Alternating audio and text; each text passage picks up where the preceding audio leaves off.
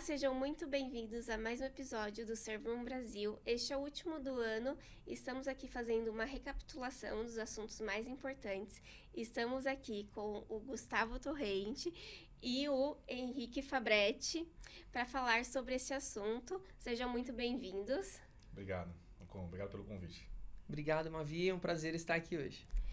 Então, para começar, eu acho que um dos assuntos mais importantes que aconteceu esse ano foi sobre a venda da credencial que afetou o Pix, né?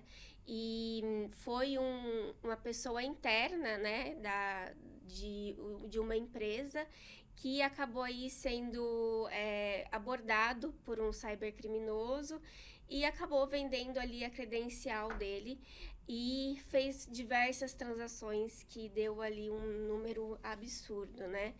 E isso levou muitas pessoas a falarem sobre, né, a credencial privilegiada, como tem que ter mais cuidado com isso, né? Sobre como não soou nenhum alerta também que ele estava ali fazendo transações de altos valores e como demorou para as pessoas perceberem, né?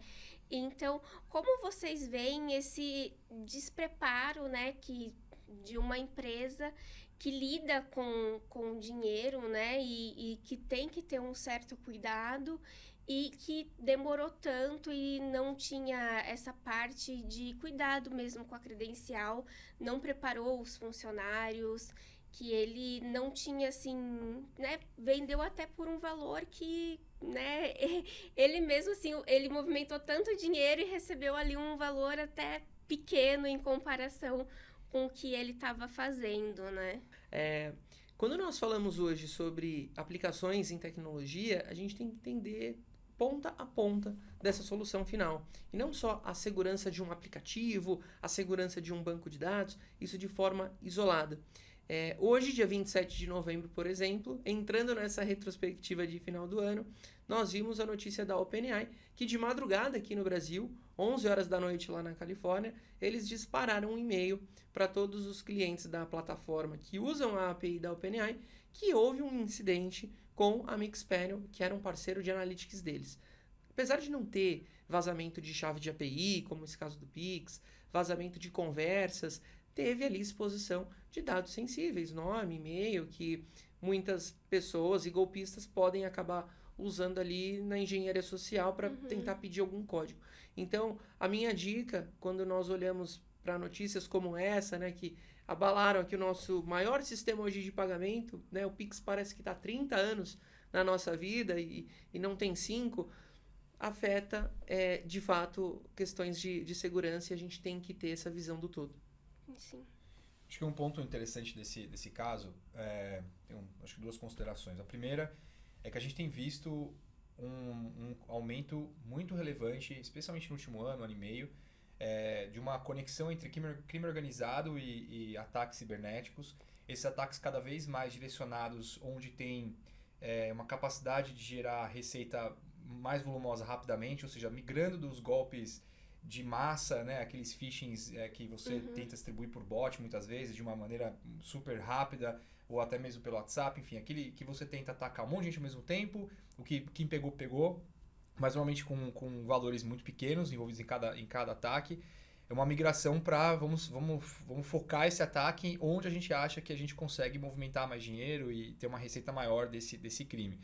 E isso sempre existiu, mas acho que no último ano e meio, parece que cresceu muito no volume, pelo menos na nossa prática. A gente tem recebido muito mais casos que tem esse envolvimento, com crime organizado mesmo, mais tradicional, vamos dizer assim.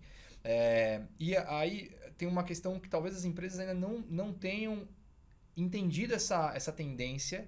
E aí esse é o meu segundo ponto, onde qualquer investimento que você tem, por exemplo, em segurança da informação, ele tem um recurso finito, né? E você precisa escolher onde você vai concentrar o gasto desses recursos. E provavelmente, ainda por ser algo relativamente novo, as empresas estão olhando para seguranças, para endpoint, para gestão de log, para, enfim, o aparato de segurança mais tecnológica, mais formal, e talvez ainda não tenham olhado para como é que eu gerencio as pessoas na minha casa, talvez fazendo um background checking mais constante, talvez algo terrível de se falar aqui, mas algo assim, você monitorar como é que essas pessoas estão trabalhando dentro desses ambientes, porque alguém precisa ter a credencial para acessar determinados ambientes com menor proteção, e talvez agora subir a régua, ter mais compartimentalização de acesso, deixar ali o nível de risco um pouco menos aberto para você entender que quando você tem uma transação ali um pouco mais fora do comum, já gerar algum tipo de alerta. Então é mexer nessa régua, partindo do pressuposto que agora, ao invés de ser um problema, uma falha humana de falta de conhecimento ou algum descuido, desleixo das pessoas que têm esses acessos mais privilegiados, é você partir do pressuposto que elas podem estar fazendo intencionalmente esse tipo de ataque e você regular a sua proteção de acordo com esse novo cenário. Então, eu acho que, na verdade, o que a gente tem visto é uma mudança de cenário muito rápida e as empresas ainda não ajustaram as suas mecanismos de proteção considerando esse novo cenário. Sim. É interessante isso que você falou, porque está sendo muito trabalhada essa questão de consciência para a população, né? Então, a gente vê banco enviando mensagens no SMS, em banner no aplicativo, comerciais falando, olha, a gente não entra em contato ligando, pedindo senha.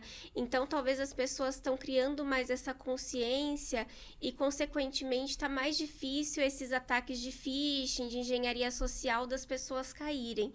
Então, esses cybercriminosos estão tendo que mudar essas táticas, né? Então, eles estão indo para esses ataques de valores maiores.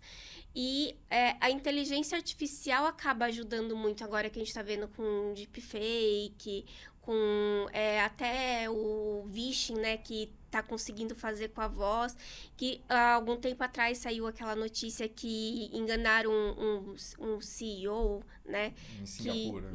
Que daí ele conseguiu também um valor enorme. Então, talvez tenha que conscientizar também nessa parte as empresas, também os superiores, que é necessário trazer mais esse investimento para conseguir proteger a empresa, né? Exatamente. Agora com a inteligência artificial só piora. 2026, próximo ano, um ano de eleição. Nunca na história do Brasil nós vamos ver tantos golpes utilizando deepfake, inteligência artificial, clonando voz, clonando texto. Aquela história de dicas que nós dávamos há tempos atrás de, fique atento a erros de português. Não tem mais isso. A inteligência artificial a favor desses criminosos, seja para criar uma página com perfeição em pouco tempo, clonar uma voz em minutos, né? Antigamente você tinha todo um modelo de Python para você treinar e reproduzir padrões. Hoje em dia você tem ferramentas como Eleven Labs que você consegue clonar ali em instante. Se a pessoa tem vídeos publicados na internet, isso é muito fácil, muito rápido. E vai muito não só da tecnologia, mas um ponto que o Henrique trouxe aqui, que é a engenharia social. Então eles fazem o golpe muito bem arquitetado. Você trouxe o caso do CEO, porque tem ali vários elementos. E as pessoas que estão sendo educadas para aquele tipo de golpe que tem cara de golpe, eles já perceberam que as pessoas não estão caindo. Então, estão cada vez mais sendo convincentes com o uso da inteligência artificial. Recentemente, o número de golpes que chega por SMS vem aumentado por conta dessa questão de rastreabilidade de pedidos. Então, você tem lá um e-commerce, você fez uma compra na Black Friday, na loja X. Posso falar o nome aqui de algumas marcas de lojas? Pode. Tudo bem. Só para dar um exemplo aqui. Comprei na Amazon. E aí a pessoa recebe um SMS falando, olha, seu pedido na Amazon está parado, pague aqui uma taxa. Então, acaba sendo tão convincente porque a pessoa fala, opa, eu fiz uma compra e eu fiz na Amazon. Será que ficou presa mesmo? Mas não porque a Amazon, de fato, está vazando esses dados. Mas essas APIs de terceiros com empresas de logística, correios, tem ali um vazamento passivo. E as pessoas acabam clicando porque o golpe está cada vez mais convincente. E se está convincente, está sendo em larga escala, é por conta do uso da inteligência artificial, que dá para fazer coisas boas, mas infelizmente também é utilizada em golpes. Sim, e hoje a maioria das pessoas acaba comprando em e-commerce. Então, um golpista ali enviar uma mensagem para 2.000 pessoas, alguém ali no meio vai ter comprado em algum e-commerce que ele enviou a mensagem. Então, a probabilidade de alguém ali clicar, porque por acaso ela comprou ali, é muito maior, né? Eu acho que, e só para não perder o gancho aqui da questão de gestão de credencial, no relatório que a NPD tinha feito em 2023, onde ela tinha um painel lá sobre os tipos de incidentes fechados ali durante o ano de 2023, o primeiro tipo de incidente que mais recebia notificações da NPD eram os ransomwares, que continua sendo um problema, obviamente isso não deixa de existir, mas no painel mais atualizado para outubro, aqui considerando 2025, o primeiro item hoje é roubo de credencial. Então, a natureza dos incidentes estão mudando rapidamente, sempre mudam, né? Vão para um lado, se fecham as torneiras, as vulnerabilidades, e aí os atacantes vão buscar outras formas. Mas isso mostra que engenharia social, talvez potencializado aqui pela capacidade que aí atrás para esses criminosos expandirem suas habilidades, vamos dizer assim, tem mudado um pouco a natureza dos incidentes que a gente tem visto. E aí a gente pode falar de gestão de credencial, então uma governança de credencial é super importante, desde treinamento, mas também partir do pressuposto que você pode ter alguém malicioso dentro de casa que tem acesso legítimo a essas credenciais, então como que você gerencia isso, mas também olhar para outras coisas que de maneira indireta impactam o mesmo ponto, como por exemplo os SDKs, né? A gente tem começado a ver um tipo de demanda que era quase que inexistente um tempo atrás, de fazer governança dos SDKs, que é uma outra fonte de potenciais incidentes graves, e que até pouco tempo atrás não era uma realidade você ter que olhar especificamente para esse tipo de mecanismo, vamos dizer assim, né? Sim. E hoje também uma coisa que talvez aumente isso é que a gente tem muitas aplicações, né, aplicativos que a gente tem acesso até dentro das empresas. Então, hoje praticamente tudo você tem que usar um aplicativo para você conseguir trabalhar. Então, você precisa criar ali um login. E daí você tem hoje um monte de senhas, um monte de credenciais.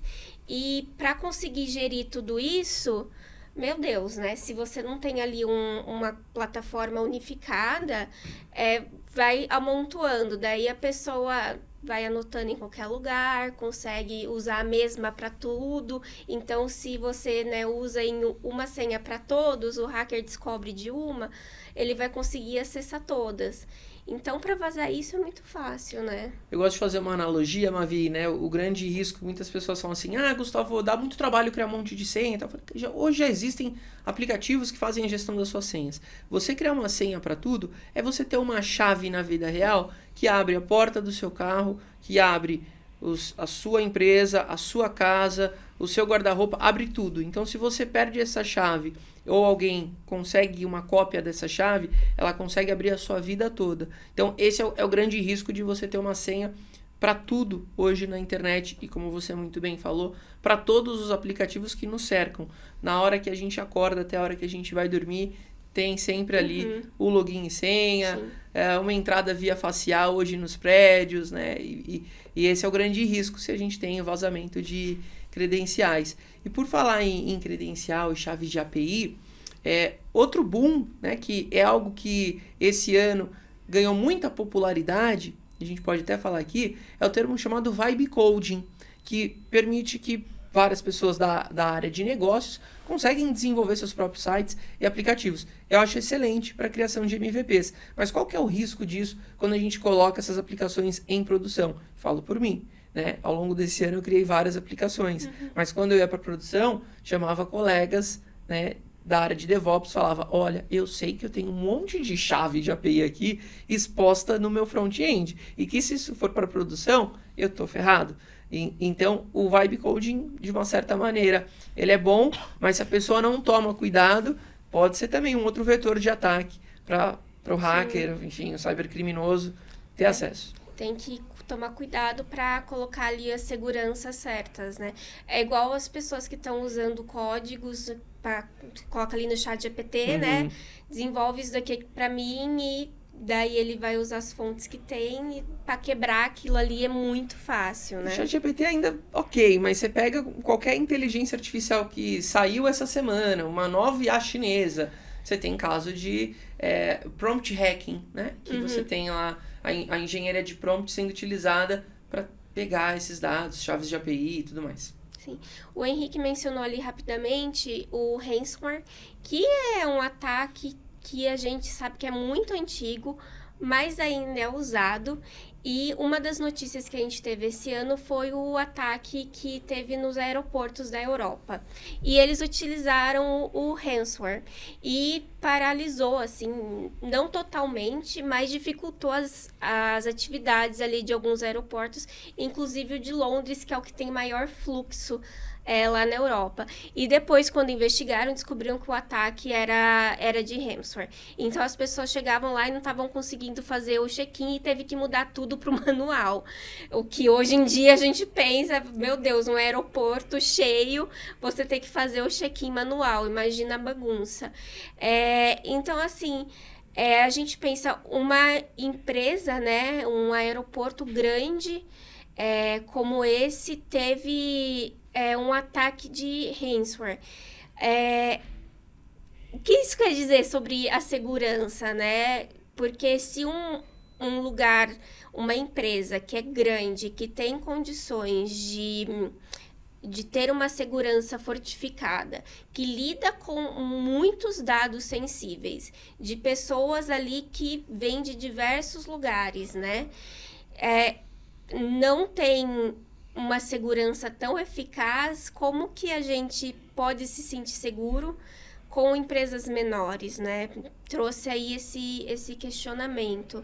Então, o que vocês têm a debater sobre isso? Fazer um comentário rápido. Esse caso é interessante. E, primeiro, o setor aeroespacial, né, o setor aeronáutico, de maneira geral, ele é composto por muita gente. E a gente olha, basicamente, aeroporto, a companhia aérea, mas dentro desse ecossistema tem alguns milhares de terceiros trabalhando ali. E você pode pensar, assim, desde do mais trivial, como minha mala não chegou a tempo pro meu voo. Quem vai levar a tua mala, quem vai gerenciar o teu ticket ali de mala perdida, não é a companhia aérea, muitas vezes é um terceiro. Quem vai levar a sua mala até a sua casa, que tem acesso aos seus dados de endereço, etc., de onde você chegou, que voo que é, que mala que é uma outra empresa. O sistema que eles operam, e especialmente porque, pela natureza do negócio, eles precisam ter uma interconexão, uma interoperabilidade muito relevante entre todos esses players, né? Então, o cara da mala, a companhia aérea, o aeroporto, o atendente do check-in, a empresa que está fazendo o trabalhando na rampa ali, também, o catering, né? mas quem está tirando a mala quem retira a mala do avião é um outro terceiro. Todo mundo precisa se conversar. E para isso acontecer, tem muito terceiro envolvido tanto na conexão desses dados quanto nas próprias aplicações utilizadas. Nesse caso desse ataque de ransomware, quem foi impactado foi uma aplicação chamada Muse, que não é de uma companhia aérea, é de uma empresa terceira, que atacou inclusive vários aeroportos, né? Acho que foi Berlim, Bruxelas, Londres. Mas tudo começou dentro de um terceiro. E aí é uma discussão muito antiga na área de tecnologia, de segurança de informação, gestão e governança desses terceiros. Sim. Então você ter, primeiro, uma concentração da sua operação num único fornecedor de tecnologia já é um risco por si só, né? A gente pode depois falar de CrowdStrike, de Cloudflare, que também teve alguns casos interessantes esse ano, mas isso por si só já é um risco. E a gente muitas vezes vê que nesses ataques o que falta, além da parte de segurança, é um plano de continuidade de negócio adequado, né? Porque para aquele sistema não tem o que fazer, né? Você não consegue emitir ticket, você não consegue... Né? O passageiro não embarca no avião, enfim. Então, tem uma questão aí que extrapola a parte de segurança da informação, mas tem uma questão anterior, super antiga, super discutida, que é gestão de terceiros. Como é que você gerencia tanto a governança desses terceiros, como é que eu aceito colocar um terceiro dentro de casa, que tipo de avaliação de risco eu faço, que tipo de avaliação de vulnerabilidades do programa de segurança da informação que esse terceiro tem, e depois a própria conexão disso com os seus sistemas. Como é que você filtra de alguma maneira ou tenta colocar uma camada de segurança adicional quando você está lidando com um terceiro dentro dos seus sistemas. Então, enfim, tem várias coisas interessantes aqui, e acho que você fez um comparativo com empresas pequenas, né? Na verdade, as empresas pequenas, nesse cenário, elas até são, entre aspas, mais seguras, porque elas geralmente não têm uma conexão tão grande com tantos terceiros. Né? Mas, de outro lado, eles costumam ser também um vetor de ataque, porque eles são, por natureza, tem uma régua menor de segurança, tem menos camadas de segurança, e aí você está colocando essas empresas menores para se conectar com o seu ecossistema de tecnologia, e aí você, às vezes, acaba se expondo a mais risco. Sim, com certeza. Nesse cenário de colcha de retalhos, né, muitas vezes não é mais uma questão de será que eu vou ser atacado, será que eu vou sofrer invasão, para quando eu vou ser, é inevitável. E aí a empresa ela tem que ter um plano de gestão a incidentes muito bem definido, muito bem claro, que é, putz, quando acontecer isso comigo, o que eu vou fazer? Eu vou tirar da tomada, eu vou fazer o check-in manual, eu vou avisar as pessoas.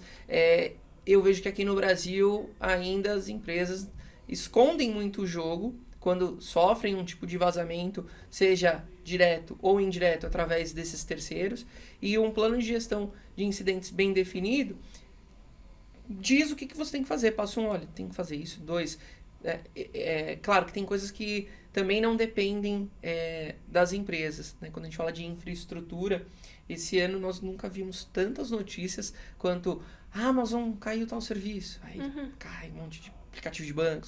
Recentemente, a Cloudflare também teve ali uma desestabilização, e aí você também tem o próprio GPT, rede social caindo, né? Toda essa questão de gestão de tráfego.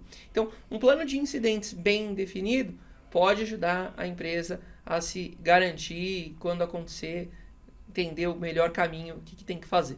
Sim. Vou pegar um gancho só, Gustavo, um ponto que você falou das empresas subnotificarem, né, ou não reportarem os incidentes. É interessante, nesse caso, notar que a regulação tem um efeito potencialmente positivo, porque eu trabalho com esse tema um pouco antes da entrada em vigor da LGPD, alguns anos antes da entrada em vigor da LGPD, e era muito comum que quando você fosse discutir um incidente, a regra é, eu não vou falar para ninguém, eu vou tentar conter dentro de casa, e você comunica isso para o mercado se você, se tiver um potencial muito grande do mercado, ficar sabendo, ou eu preciso comunicar um parceiro, porque tem uma questão muito crítica aqui, esse parceiro é um parceiro relevante, ele não posso deixar ele no escuro, enfim. Mas era a exceção você deixar pessoas de fora daquela organização ficarem sabendo que o incidente aconteceu. Com a entrada em vigor da LGPD, a partir do momento que você tem uma obrigação legal de fazer uma notificação, esse cenário mudou um pouco. Até, eu não sei de cabeça, isso eu trouxe alguns dados aqui, mas a NPD, primeiro ela recebeu, esse ano já em outubro, tem mais de 360 incidentes que foram notificados para a NPD, contra 330 do ano passado, ou seja, a gente já está, certamente esse ano vai bater todos os recordes de notificação de incidentes para a NPD.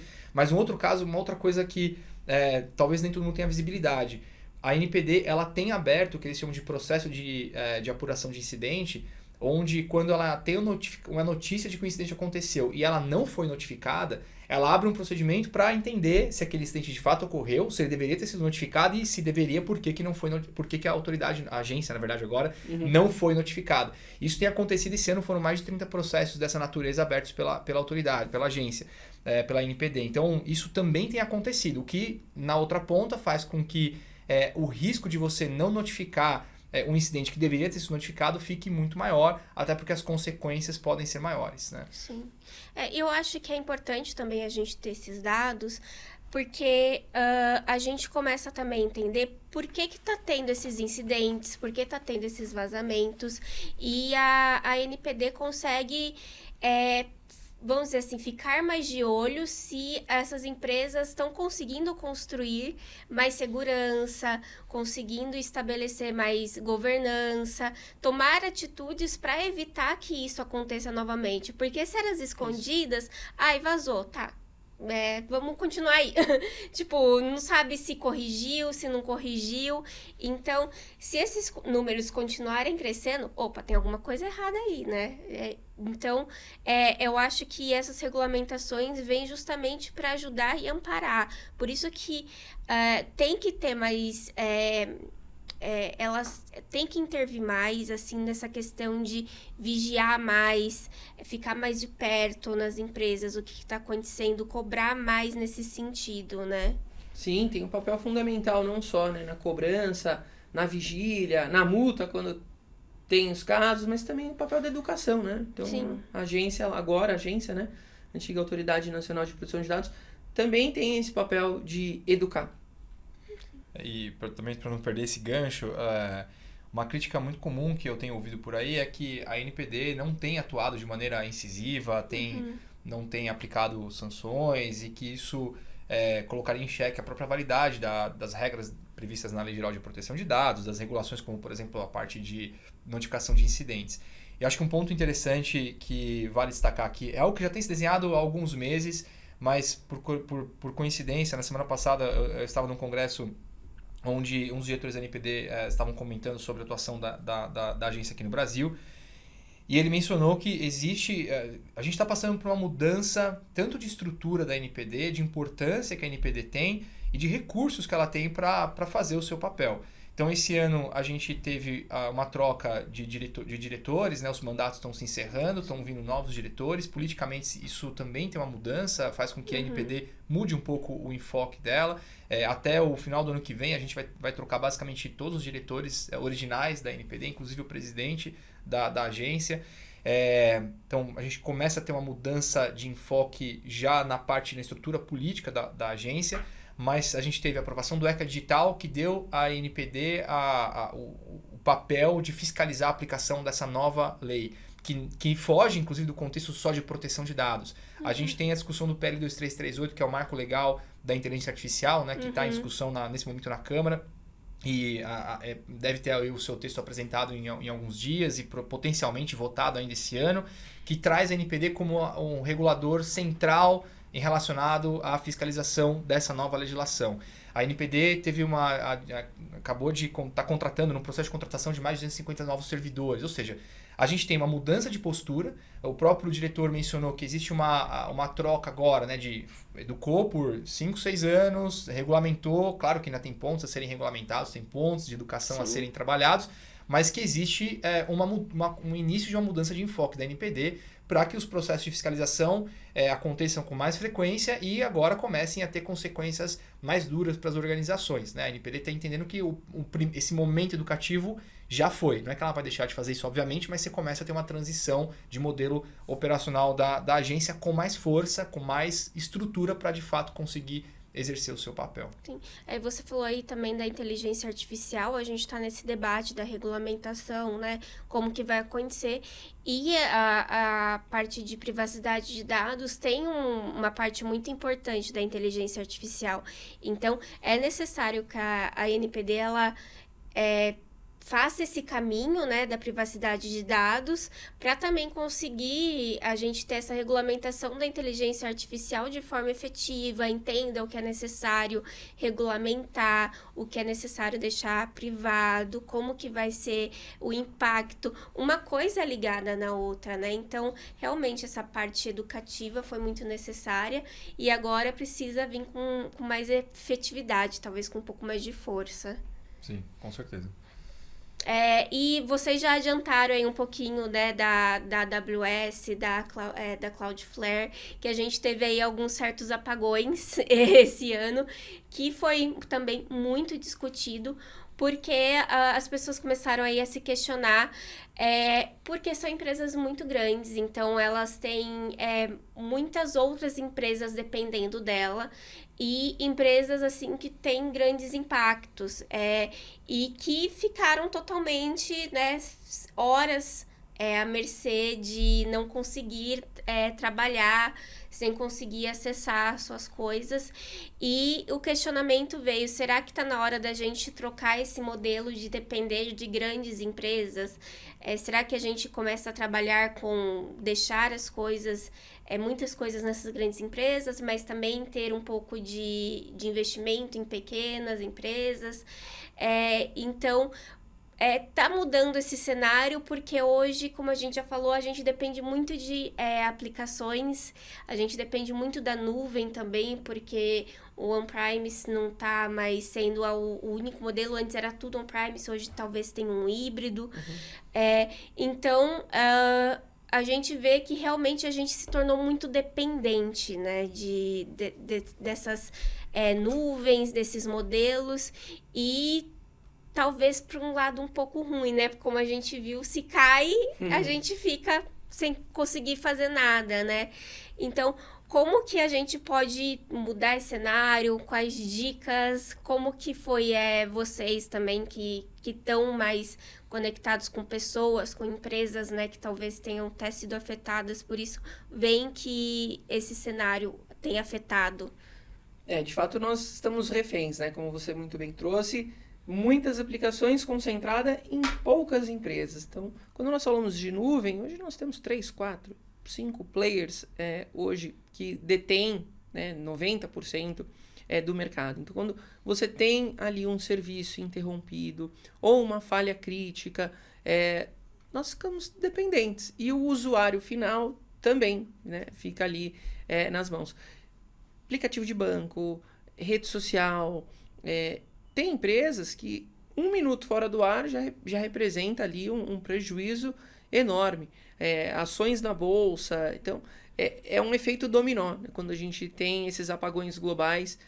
Tivemos muitas notificações ao longo desse ano, né? A AWS, a Cloudflare, que faz aquele meio campo entre a gestão de tráfego e também a questão ali de segurança, de privacidade.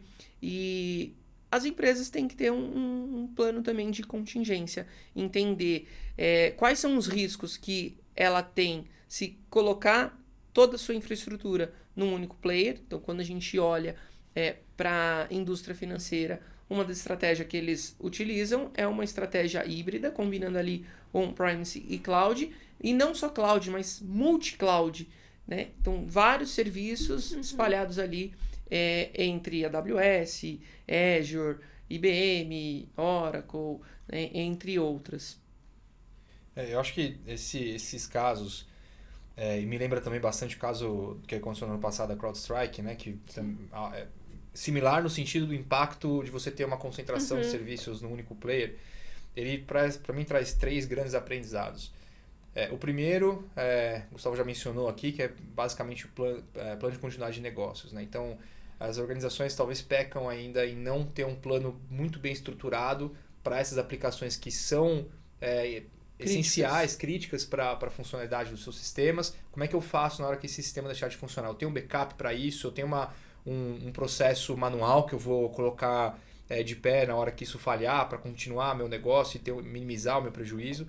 O segundo é a parte de seguro, que é uma questão que acaba fugindo um pouco da parte de tecnologia, mas pouco se fala e pouco se olha para isso, né? Então, como é que eu, na hora que eu tenho um incidente como esse e o prejuízo grande que eu vou ter na minha operação, se eu vou ter algum tipo de amparo, não só para tentar compensar de alguma forma esse prejuízo financeiro, deixar de fazer um negócio, parar minhas transações, deixar de vender, mas também com o gasto que eu tenho para gerenciar essa crise, desde crise reputacional, comunicação, consultores, advogados, enfim.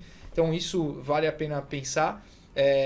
E um terceiro ponto é a parte de responsabilidade civil. Já puxou minha sardinha para a parte jurídica aqui. A gente viu isso muito na questão da CrowdStrike, que não se pensa muito que essas empresas podem falhar dessa forma, né, com uma falha tão substancial, e depois fica difícil você conseguir discutir com essas empresas qual que é a responsabilidade delas nesse momento, né? Então, eu tive um prejuízo gigantesco, minha operação parou porque você falhou de alguma forma, tudo bem, falhas acontecem, mas qual que é a sua responsabilidade nisso, né? Você deveria prestar esse serviço para mim de maneira ininterrupta, você certamente vai ter ali seus indicadores, seus aliados, e qual é o tempo que você vai ter disponibilidade, mas quando isso passa desses limites, eu consigo responsabilizar você vai me ressarcir por esse prejuízo que eu tive, e esse é um cuidado que normalmente não se toma nesses momentos, na hora de discutir esses contratos, na hora de de estabelecer um relacionamento comercial com essas empresas. Sim. O seguro que você falou é uma coisa que está começando a ser discutida, né? O seguro tecnológico, seguro cibernético, porque algumas empresas estão começando a ter consciência que precisa ter essa proteção, principalmente se tem muitas coisas críticas, né? E daí, hoje é imprevisível, pode ter uma parada e você perder milhares, né, de investimento ou clientes, né? Então, realmente, algumas empresas estão começando a investir nisso, igual você faz um seguro de carro, um seguro de casa.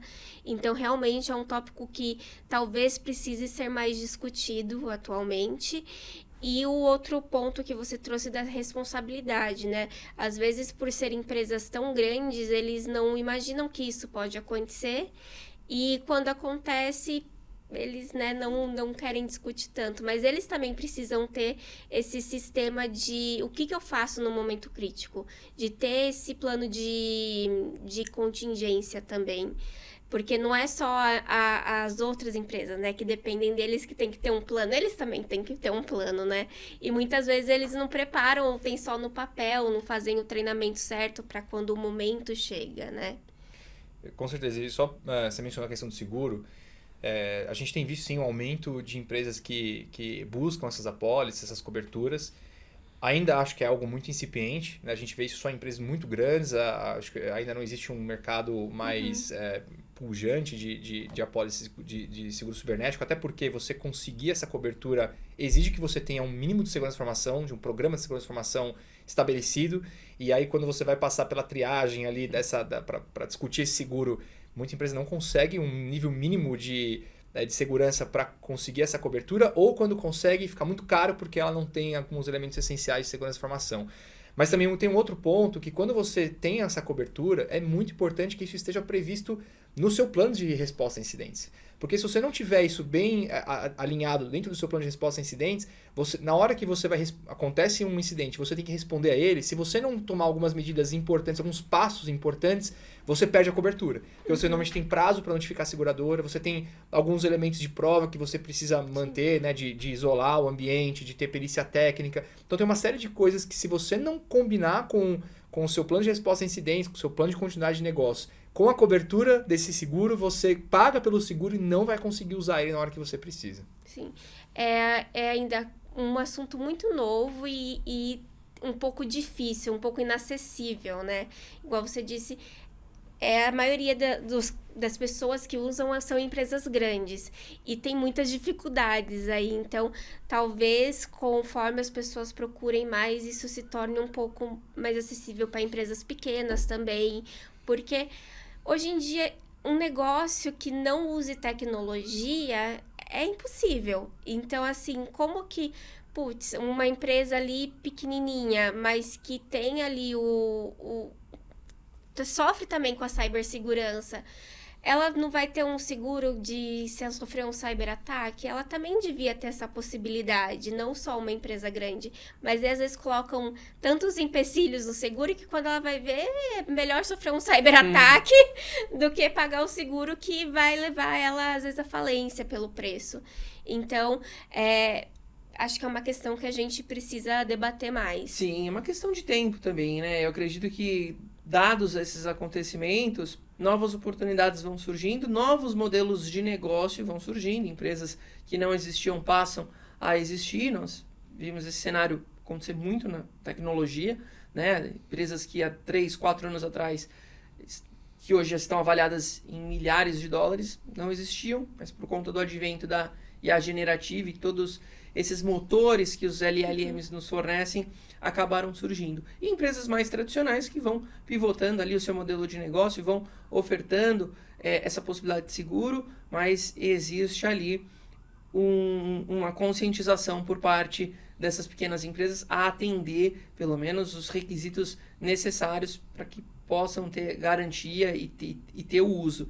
É igual você ter um carro muito visado numa seguradora e você não ter, por exemplo, um rastreador ou outros mecanismos ali que atendam a isso.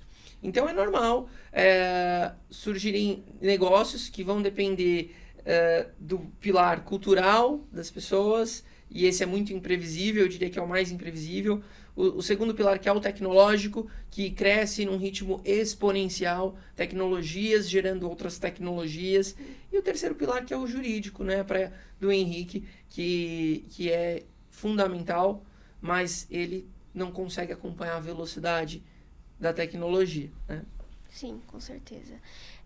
E no comecinho do ano a gente teve a notícia das vendas das Íris. E daí depois a NPD ela proibiu, né? Porque ainda é algo muito novo e que a gente não sabe exatamente o que está sendo. E o que eu quero trazer aqui, na verdade, é que as pessoas hoje elas não têm um pouco... Na verdade, não tem nada assim de noção que a gente tem essa identidade digital. Não essa identidade digital que a gente tem no celular, do RG, da sua carteira de motorista, mas essas pegadas digitais que hoje a gente deixa, quando você coloca seu CPF em algum lugar, quando você compartilha uma informação nas redes sociais, e que hoje até a face, né, que a gente deixa, os cybercriminosos já estão conseguindo falsificar e usar. Então, vender isso, eu acho que quando eles estavam fazendo isso, a maioria das pessoas ali não tinha noção quanto isso era perigoso, né? Vender ali e se cair em mãos erradas, o quanto isso poderia ser prejudicial. Então, o que vocês têm a dizer sobre essa parte também de conscientização das pessoas, que eu acho que a grande população ainda não tem noção? Eu acho que se liga um pouco até com o primeiro tópico que a gente disse da venda de credencial dentro da empresa, que muitos não têm noção, né? Tipo, também dentro da empresa, que a credencial dele ali, com a senha, o login, é muito importante, que ele tem que tomar cuidado de como ele salva, como ele usa, porque ele pode ser um insider sem perceber. E então a gente tem essa falha de educação, né, das pessoas, dessa identidade digital que hoje a gente tem. Primeiro que o nível de instrução da grande massa é baixíssimo. Parafraseando a doutora Manuela da Opsi Bloom, né, nas aulas dela, ela diz que nós crescemos trocando o nosso CPF por desconto na farmácia, sem nunca perguntar por que daquilo. Então, quando nós olhamos pessoas pegando uma fila, e, né, brasileiro já adora uma fila, naturalmente, uma fila que estão dando dinheiro, e a gente detalha um pouquinho mais sobre essa notícia da venda da Iris, né? Poxa, eu vou entrar ali, tudo bem, faz o que quiser. Aqueles discursos, né? Não importo em vender minha foto, o meu dado. Vai fazer o que com aquilo? Né? É o pensamento da grande massa. A população, infelizmente, acaba pensando dessa maneira. Mas quais são os riscos, né? A WorldCoin, que é a empresa que atua com mecanismos de validação em blockchain, que é uma super tecnologia, eu particularmente acredito muito e gosto, né, da tecnologia blockchain. No papel, na teoria, é incrível você ter uma única chave no mundo digital e você provar que você é você, graças a uma tecnologia que assegura que os dados são imutáveis, é muito bacana. Só que aí, quais são os grandes riscos? A população entrou numa fila, eu vou ganhar R$600. Não, você vai ganhar 48 WorldCoins, que se a gente pega a cotação de janeiro e agora do final do ano, caiu quase 80%. A pessoa ela recebia uma entrada e depois de um tempo recebia lá o restante numa wallet digital. Então a pessoa na fila fala, é só baixar um aplicativo, vai tirar uma foto aqui do seu olho e tal. Não estava vendendo a íris de fato, né? Estava vendendo uma foto com um dispositivo chamado Orb que capturava ali e diz eles que de forma ali criptografada colocavam lá num banco. Isso não se sabe. Eu olhei a documentação da WorldCoin, é meio que uma caixa preta quando entra nesse assunto. A pessoa, ela vendeu isso. Se cair em mãos erradas, quando tem vazamento de uma senha, simples, eu troco a senha. Agora, vazou a sua íris. Como é que você troca a sua íris? Não tem como. E acho que, pegando aqui um pouco o gancho da parte da NPD, tem duas coisas que surgiram aqui nesse caso, né? O primeiro seria não vou dizer falta de transparência, mas talvez uma transparência um pouco mais efetiva, justamente para evitar que as pessoas estivessem fazendo essa troca entre um dado pessoal, biométrico, sensível inclusive, por uma contrapartida financeira, sem saber exatamente o que estava sendo feito. Então, esse foi um ponto que a NPD se apegou dentro desse caso. E o segundo ponto, a NPD não impediu a coleta desses dados, mas ela questionava, porque durante o processo de você coletar a imagem da íris, fazer o seu cadastro na aplicação, gerar o seu token único, etc., você dava consentimento na coleta desses dados. E a NPD disse que, como havia uma contraprestação financeira, as pessoas não tinham uma liberdade real de dar o seu consentimento, elas estavam sendo, de alguma maneira, induzidas a dar seu consentimento em troca da questão financeira. E aí tem um ponto você pode olhar isso de maneira positiva, a NPD está olhando para a população, entendendo que a maior parte das pessoas não entende o que está acontecendo e não estão olhando para a questão dos dados, simplesmente olhando para o dinheiro que potencialmente vão receber, às vezes até sem entender como o próprio Gustavo trouxe aqui, não é um depósito, não é um Pix na sua conta, né? Você vai receber algumas criptomoedas dentro de uma carteira digital, mas eu perdi um pouco o raciocínio aqui, mas no sentido de que você não pode... desculpa, eu me perdi aqui, mas o que a NPD estava tentando trazer se você tá dando se você tem esse consentimento viciado, você não poderia estar dando a sua íris. Tem uma outra forma de enxergar isso, que é mais negativa, e que eu confesso que eu penso mais por esse lado, é que você está deixando a NPD dizer quando que alguém tem capacidade de dar consentimento ou não. Claro que tem situações em que o consentimento ele é viciado porque você induz ele de maneira totalmente equivocada em dar esse consentimento. Nesse caso, especificamente, da Word, né, que na verdade quem coleta a informação, acho que é a Tools for Humanity, eles têm uma divisão ali, um conglomerado de empresas ali, mas você tinha, assim, você tem uma câmera, você tá dizendo que você vai coletar a íris, a pessoa, né, não é que ela passou na rua e aquela foto foi tirada dela, ela sabe o que está acontecendo, você tá vendo que você está ganhando esse dinheiro, você tem um aplicativo que você instala no seu celular. Tudo bem que talvez não se conheça a tecnologia com profundidade, mas quais tecnologias que a gente usa no nosso dia a dia que a gente sabe exatamente o que está acontecendo e toda a cadeia de transações de dados, de fluxo de informação que acontece dentro delas, eu diria que é muito pouco. E mesmo o Gustavo, que é um especialista, que eu tenho certeza que tem muita coisa que ele não tem essa profundidade, eu certamente não tenho, e não é porque é falta de competência técnica, é porque hoje cada vez mais cenários são muito mais complexos. Mas a NPD está dizendo, você não tem capacidade de entender o que está acontecendo, esse consentimento não é válido, portanto, a coleta de dados não poderia estar acontecendo. Eu tenho um pouco de receio desse tipo de argumento. Acho que ele pode depois ser utilizado de formas cada vez mais subjetivas, e aí você perde segurança jurídica. E aí, como advogado, é algo que eu acho que é um problema sério que a gente tem no Brasil de maneira geral, que é falta de segurança jurídica, e isso impacta a inovação, isso impacta a criação de novas tecnologias, enfim, tem uma consequência muito relevante. Então, eu entendo o que aconteceu nesse caso, eu entendi a atuação da NPD, mas pelo menos a argumentação utilizada, eu tenho uma crítica aqui reservada, pessoal, sobre como isso foi com a conclusão desse caso. Vale dizer que posso estar enganado, faz um tempinho que eu não olho para isso. Eu acho que isso está sendo discutido judicialmente. Se eu não estou enganado, a Tools for Humanity está discutindo isso e pode ser que essa decisão seja revertida posteriormente. Na Coreia, eu li que eles aplicaram uma multa na empresa porque o formulário estava em inglês e na lei, que é muito parecido, né? GDPR, LGPD, as leis também têm ali muitos pontos em comum. Falam que, olha, o seu formulário não está na língua nativa, não está no primeiro idioma. Na Argentina deu problema, mas na Europa eles nem conseguiram entrar. Na Europa não chegou nesse nível, né? Talvez por uma maturidade maior ali dessa questão do tratamento de dados. Eu confesso que eu não sei dizer, não olhei para esse caso sobre essa perspectiva, mas uma coisa é fato, né? A União Europeia tem uma maturidade muito maior do ponto de vista de regulação de proteção de dados. O GDPR entrou em vigor já desde 2018, eles já tinham um ecossistema de proteção de dados regulatório mais antigo. Então, ali o cenário é muito mais robusto, muito mais consolidado do que é no Brasil. Mas eu confesso que eu não sei dizer aqui, no caso da Tools for Humanity, da WorldCoin, se teve alguma leitura diferente ali. Sinceramente, eu não sei dizer. É uma tecnologia também muito nova, né? Tem que, eu acho que entender quais os impactos que ela pode trazer.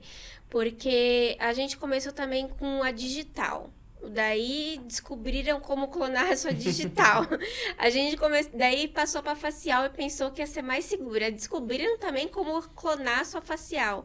Então talvez tenha que esperar um pouco para ver quais são os impactos que essa nova tecnologia pode trazer. Se realmente é seguro, se tem alguma possibilidade de clonarem de algum jeito, principalmente com a inteligência artificial, né? Então, talvez estejam tomando um pouco mais de cuidado nessa questão, justamente para para proteger mais a população aí, até ter uma certeza maior de que não, vamos começar a testar aí em alguns lugares para ver se vai dar tudo certo, né? Sim, vou ter mais ganhos do que prejuízo, Sim. né? Apresenta mais benefícios do que riscos à população como um todo, mas é inevitável, né? A tecnologia, ela evolui a passos largos, de forma exponencial, e no final do dia as pessoas não precisam saber como funciona o blockchain para entender o benefício, assim como as pessoas não precisam entender como é que funciona a internet, os servidores ligados para ter o benefício e a energia, como é que a energia chegou até aqui para eu entender que aquilo me traz um benefício. Mas fato são evoluções que vêm para ficar, né? Além do hype, hoje, assim como nós não conseguimos mais viver sem energia elétrica e não conseguimos mais viver sem internet, né? Um sistema fora do ar já para tudo, é caos, em aeroporto, em aplicativo de delivery, em sistema de saúde. Eu acredito muito na tecnologia blockchain. Fora do hype das criptomoedas, né? As empresas lá para 2014, 2015 perceberam que esse negócio de Bitcoin é legal, mas o blockchain é mais incrível ainda. Sim. E a gente vai ter cada vez mais avanços, né? Que a gente não vai conseguir acompanhar tudo para entender tudo como funciona, porque é impossível. Cada mês está saindo uma coisa diferente, então não tem como. E a Redata, que, né, foi instituído aqui, né, para a gente ter um incentivo aos data centers aqui no Brasil. A gente tem uma quantidade de data centers um pouco, né, pouco aqui no Brasil, e justamente por causa da inteligência artificial, que pede muito mais eficiência, que precisa de guardar muito mais dados, agora tem esse incentivo. E o que vocês veem de... eu acho que vai trazer muito mais benefícios, né, para o Brasil do que malefícios, mas, né, a gente discutir essa questão aqui, sei que está trazendo muitas questões com o meio ambiente, principalmente, né, quais são os impactos, quais são os melhores lugares para instalar esses data centers, mas a gente focar aqui um pouco mais do lado tecnológico, né, quais tecnologias podem ser trazidas, como isso vai impactar realmente de trazer uma modernização maior para o Brasil e como a gente pode aproveitar, né, esse incentivo que está acontecendo. Quer começar? Vamos lá.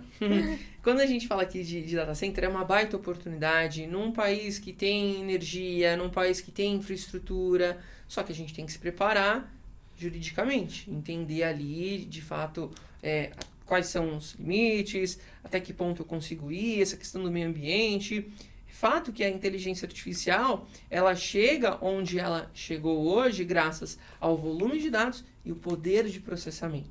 E esse poder de processamento ele é muito discutido, porque não é só o data center, é a questão da refrigeração desse espaço também, que também vai consumir energia, e aí a gente entra na pauta do ESG, de energia limpa, é uma energia renovável, é uma energia limpa, o que vai acontecer ali com aquelas máquinas ao longo do tempo, naquela região, naquele local, pode contaminar, não pode.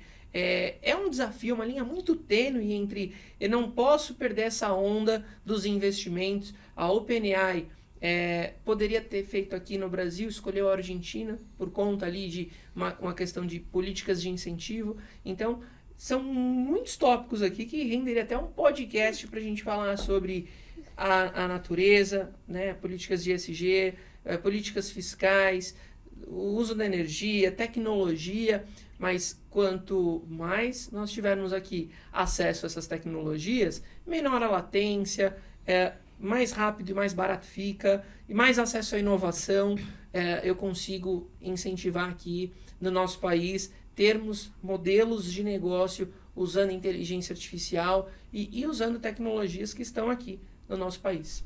Sim. Esse ponto eu acho que tem uma discussão de fundo muito maior, que é uma questão de ambiente e política econômica no Brasil. E obviamente acho que não é o foco aqui da nossa discussão, até porque eu não sou especialista nisso, mas a gente é um país caro para investir, né? Seja do ponto de vista de insumos tecnológicos, então boa parte da tecnologia que você precisa para construir um data center de ponta, a gente não produz no Brasil. Então você vai precisar importar isso. Qualquer insumo importado no Brasil é caríssimo. A produção aqui também costuma ser muito cara. Então você tem um problema de fundo muito relevante e com todo o respeito à iniciativa, que eu acho super válida, não é o Redata que vai resolver isso. Até porque o próprio mecanismo o regime de tributação que ele estabelece, ele não alcança tudo e ele não vai alcançar a todas as iniciativas de data center, né? Tem algumas limitações, o próprio tipo de insumo que vai entrar dentro das isenções, enfim. Então eu acho que a proposta é boa, eu entendo a relevância disso, mas eu tenho dúvidas do quanto isso vai de fato trazer os investimentos prometidos na casa aí de alguns bilhões, né? Na verdade, se eu não estou enganado, o governo estimava até alguns trilhões de dólares aí de investimento nos próximos 10 anos. Então, a eficácia disso eu sinceramente tenho dúvidas, acho que vamos descobrir isso ao longo do tempo, né? A gente já tem inclusive atendido algumas empresas que estão olhando para isso e tentando criar os seus data centers se aproveitando desse benefício. Tem uma outra questão aqui que tem a ver com a parte de energia, né? Acho que sim, o Brasil é uma potência em energia renovável, isso é indiscutível, e aí eu vou falar algo que não é a minha fala aqui, não é o meu raciocínio sobre isso, mas é de uma figura conhecida aí, o Ayub, que todo mundo deve conhecer da parte de infraestrutura e tudo mais, e fala muito de tecnologia, acho que ele é colunista em alguns portais de tecnologia, e ele trouxe uma leitura que eu acho interessante, que um data center desse precisa de uma baixa latência, e a gente está bem posicionado para isso por conta da nossa quantidade de cabos submarinos que a gente tem. Porém, normalmente esses cabos estão nas costas. E a nossa maior fonte de energia renovável não estão nas costas porque são hidrelétricas. Então, talvez no Nordeste, com energia eólica e solar, isso não seja uma realidade. Mas você talvez tenha um problema, né? A energia renovável está numa ponta e o local onde você tem uma baixa latência está em outra. E depois tem a própria falta de segurança jurídica e regulatória que a gente tem aqui, com algumas questões que talvez afastem esses investimentos. O próprio Ayub traz no artigo que eu li sobre ele, onde ele falava sobre isso, que, por exemplo, o Google não optou colocar data center no Brasil, mas tem no Chile e tem, acho que no Uruguai, na Argentina, não me lembro.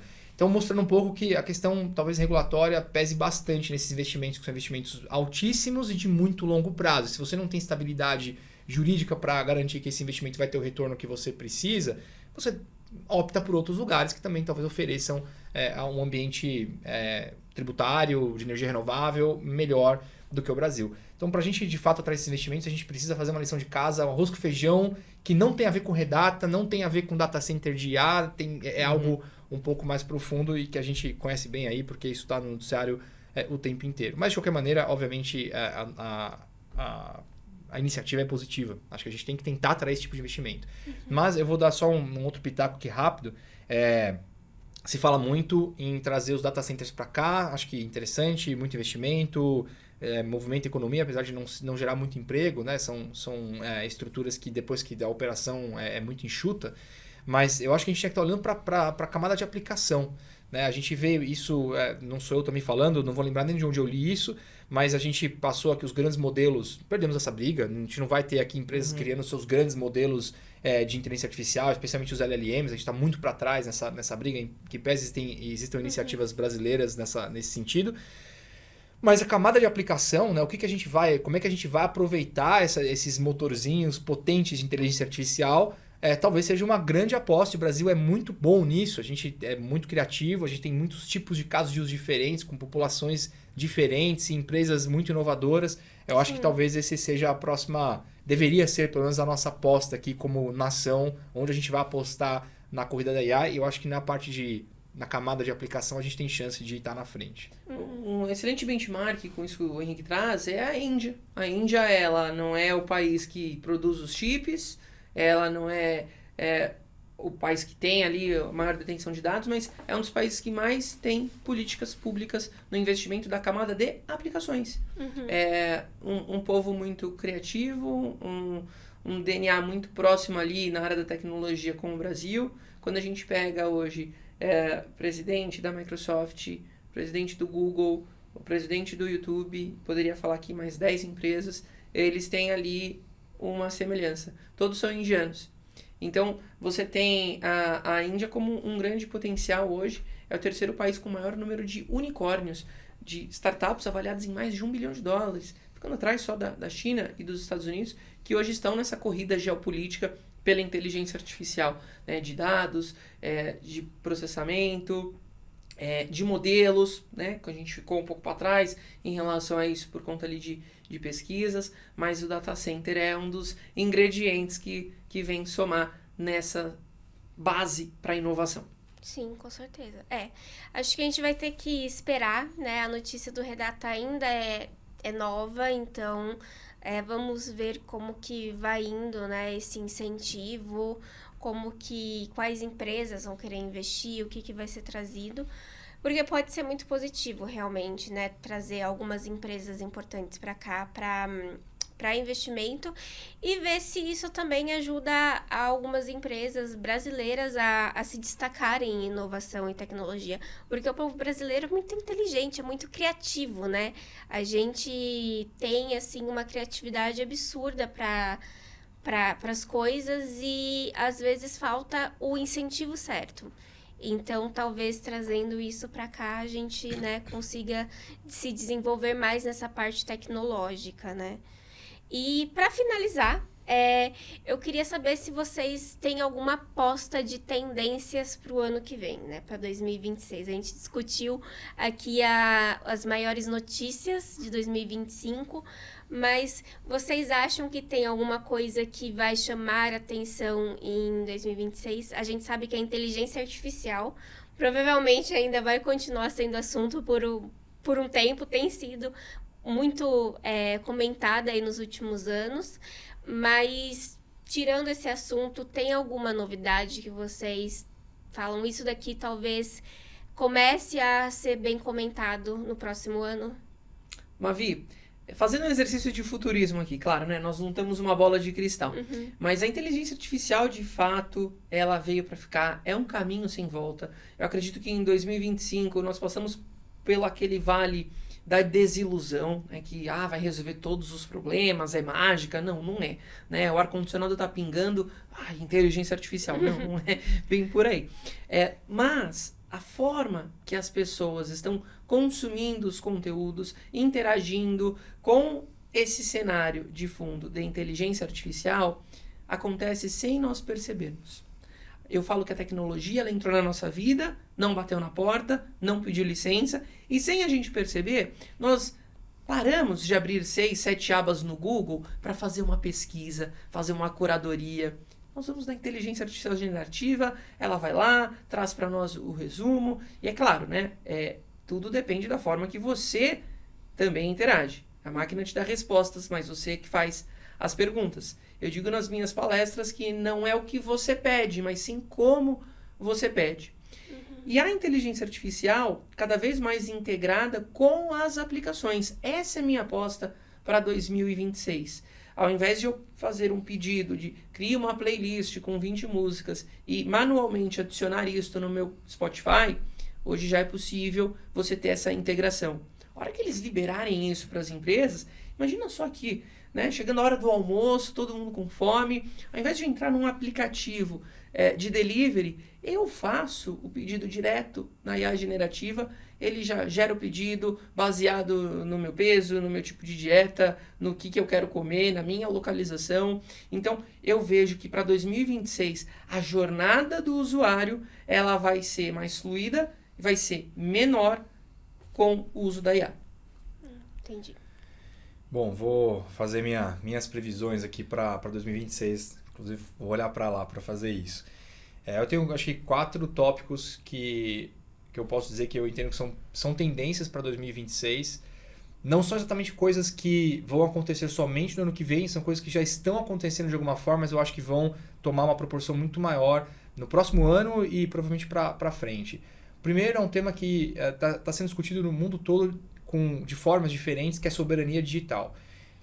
Vários países estão olhando para por exemplo, esses incidentes que acontecem num país e afetam outro, onde estão armazenados os dados da sua população, onde que estão os servidores armazenando os sistemas de cloud, os LLMs, enfim, as aplicações que são usadas pela população, como é que você resolve esse problema, considerando um cenário geopolítico muito mais tenso, e eu não acho que tem solução fácil para isso, mas tenho certeza que é um tema que vai pautar várias discussões regulatórias, vários planos de governo, ações políticas, enfim.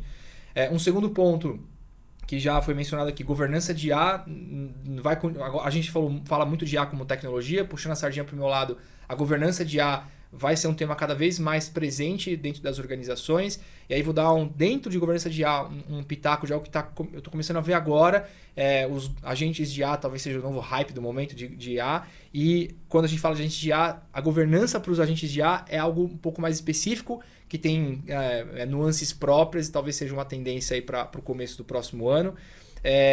Crianças e adolescentes, proteção dessas pessoas dentro do ambiente digital. Essa também não é uma discussão só no Brasil, isso está acontecendo no mundo inteiro. A gente teve aqui a aprovação do ECA Digital, né, a Lei FELCA, como algumas pessoas chamam, e ela é só a tangibilização, a concretização de uma discussão longa que tem já há muito tempo sobre isso, e a gente vai começar a ver agora a aplicação dessa lei e a discussão disso em outros cenários, em outros países, então algo que certamente vai pautar muito aí, tanto aplicações, plataformas, como é que elas lidam com essas pessoas, com esse público, publicidade, influencers, mirins, enfim, tudo isso vai estar englobado dentro dessa discussão do ECA Digital. E para finalizar, uma mudança de como a NPD tem atuado, né? Eu mencionei um pouco disso aqui durante a nossa conversa. Eu entendo que a gente já vai começar a enxergar no ano que vem uma mudança de postura da NPD, ainda que isso é uma transição, não vai ser de repente, mas eu já, se eu tivesse que dar um pitaco aqui, acho que a gente vai enxergar já o início dessa transição de postura a partir de 2026. Eu acho que todos os tópicos que vocês trouxeram, a gente já está começando a ver esse ano. Isso que você disse das aplicações, eu já vi comentarem sobre isso, mas ainda não ganhou força. E todos esses tópicos que você também trouxe já estão sendo noticiados, a gente já está vendo, né, sendo pincelados em notícias, em jornais. E realmente acho que podem ganhar muita força aí nos próximos meses. Então, muito obrigada por esse episódio, pela opinião de vocês. Eu acho que vocês trouxeram muitos assuntos importantes também para a gente pensar. Apesar de ser uma recapitulação, eu acho que vai refletir muita coisa ainda no futuro. Então, foi muito bom. Muito obrigada. E nos vemos no próximo ano. Até mais. Uma vez, muito obrigado pelo convite. Foi uma honra participar aqui com vocês, com o Gustavo. Contem comigo aí para as próximas. Obrigada. Mavi, muito obrigada pelo convite. Obrigado a você que ficou até o final desse podcast. Foi um prazer aqui bater esse papo, rever o Henrique. Foi muito, muito bacana. Obrigada pela participação, gente. Espero que tenham gostado.